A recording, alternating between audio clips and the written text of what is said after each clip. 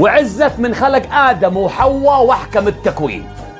لو افتح لكم الواتس حقي واوريكم الرسائل والتسجيلات الصوتية اللي توصلني من الجالية اليمنية في السعودية لا تبكي.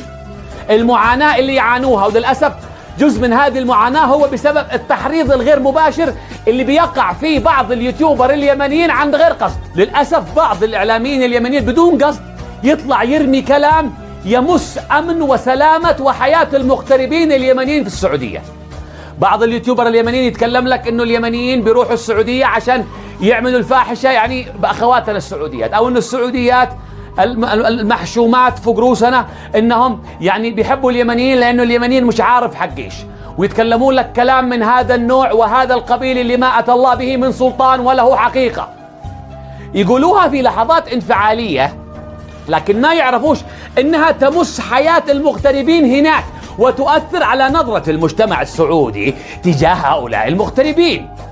يعني واحد من المغتربين يرسل والله انه كان هيبكيني، قال انا كل ما القى وظيفه محترمه يعني ب4000 سعودي اروح اقدم السي في حقي يقبلوه، لما اقابلهم يقولوا انت يمني، اقول لهم انا يمني يقولوا لا. يكفي اللي يقولوه عليكم اليوتيوبر اليمنيين يا ابو يمن. طعنت لا هناك وهو مسكين ولا هش ولا نش. عشان كذا اصدقاء اليوتيوبر اليمنيين خفوا شويه يا شباب، اهدوا. لما تنزل حلقة عن السعودية أو ما يحدث فيها من مجون أو حفلات أو اختلاط أو غيره، افهم الكلام اللي انت بتقوله.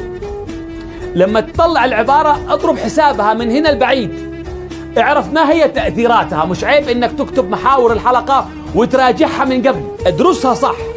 حتى لو اضطريت توجه الكلام وجهه بطريقة ملتفة ما يمس لا المواطن السعودي ولا المغترب اليمني هناك. وجه بالشكر للكثير من افراد المجتمع السعودي اللي بيشوفوا اليمنيين اخوانهم، واللي بيتعاطف معاهم، واللي بيتعاونوا معاهم، واللي بيعطوهم وظائف، واللي بيسهلوا لهم حياتهم، واللي بيساندوهم، واللي بيوقفوا معاهم، واللي بيحتضنوهم وكأنهم في بلادهم. هذه كلمة حق. واكيد اتوجه باشد الشجب يعني والتنديد لاي سعودي يتصرف خارج عادات وآداب المجتمع الإسلامي والبخوة والعروبة اللي تجمعنا.